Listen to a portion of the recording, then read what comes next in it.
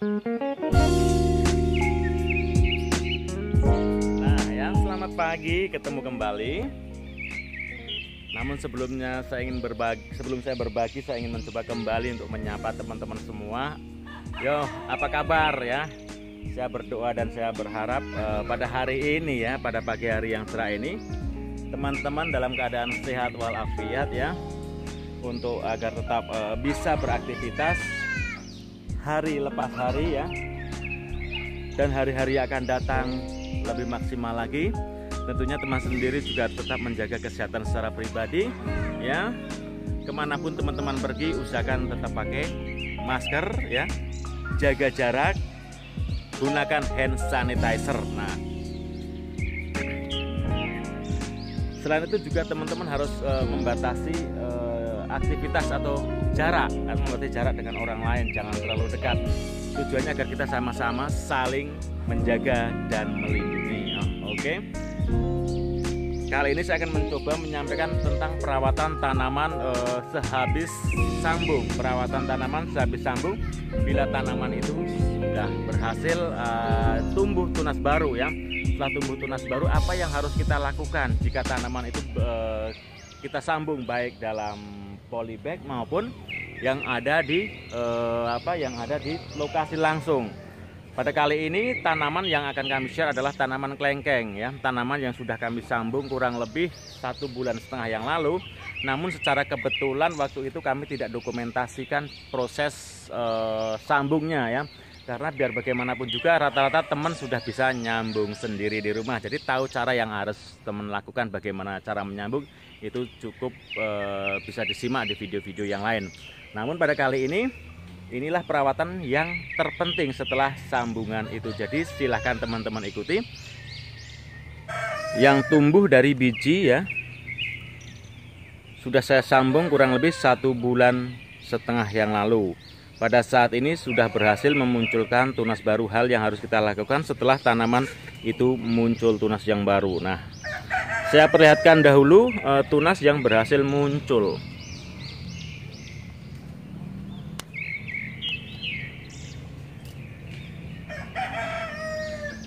Nah ya,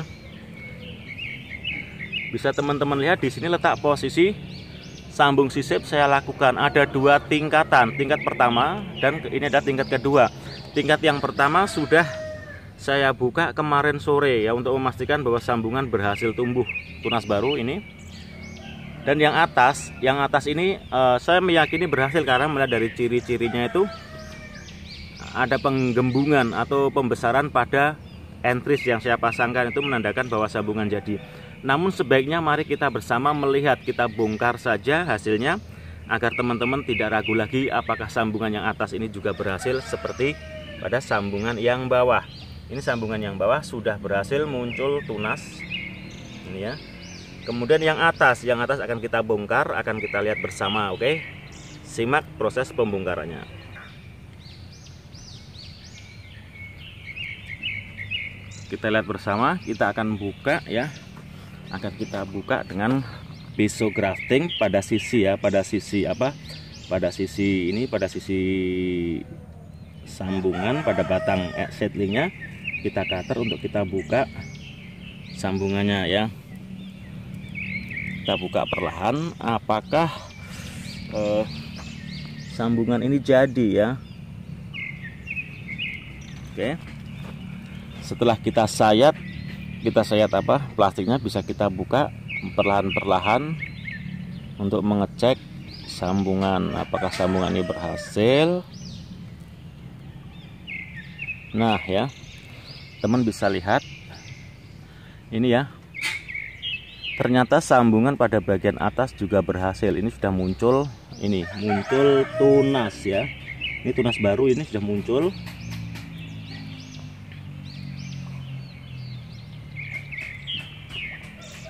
Oke.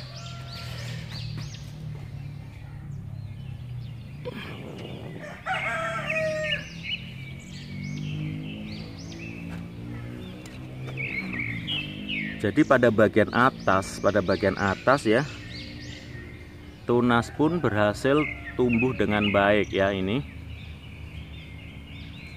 bisa teman-teman lihat, ini tunasnya ini muncul, jadi bagian atas tumbuh tunas, sudah tumbuh tunas. Kemudian ini yang batang bawah sudah saya buka kemarin sore dan ini tumbuhnya sudah lebih panjang.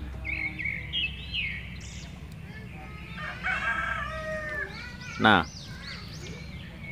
selama proses penyambungan ya, selama proses penyambungan pada bagian atas ya, pada bagian atas batang seedling ini kami kerat ya, kami buat link, kami putus arus dari kulit itu, kami lepas semua seperti kita mencangkok ya, kita bersihkan kambium ya, tujuannya agar nutrisi dari batang bawah ini tidak langsung menuju ke atas ya, melainkan langsung tertuju di entres yang kita pasangkan. Inilah yang menyebabkan sambungan itu cepat. Salah satu hal yang menyebabkan sambungan itu cepat jadi ya. Dan masih banyak faktor yang lain yang menyebabkan sambungan jadi, seperti ya peso yang tajam, entris yang masih segar dan sebagainya.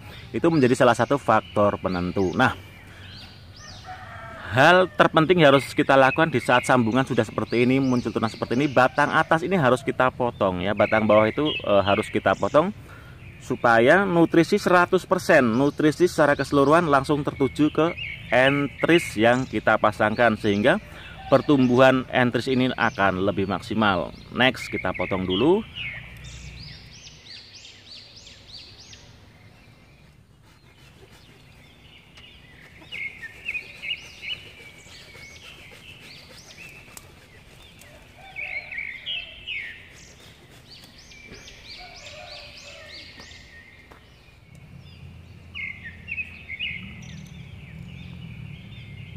Seedling pada bagian atas sudah kami potong.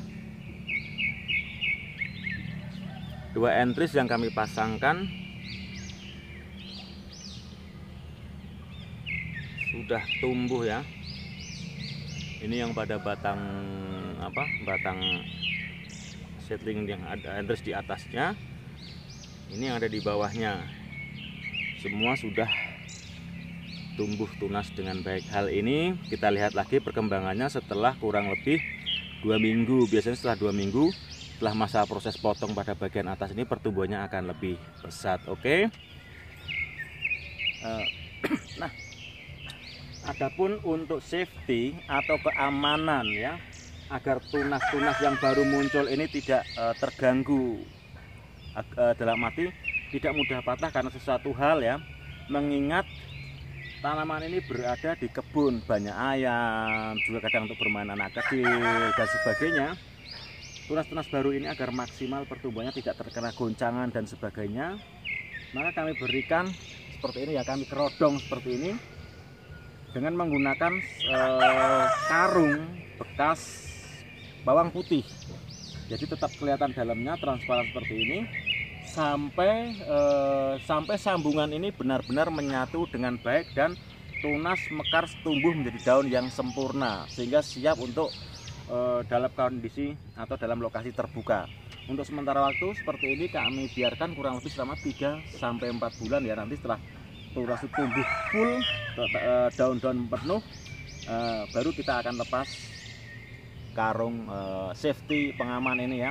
Nah, inilah hal yang perlu kita lakukan, beberapa cara setelah kita melakukan grafting tanaman atau sambung tanaman yang berada di lokasi ini. Semoga video ini bermanfaat untuk Anda.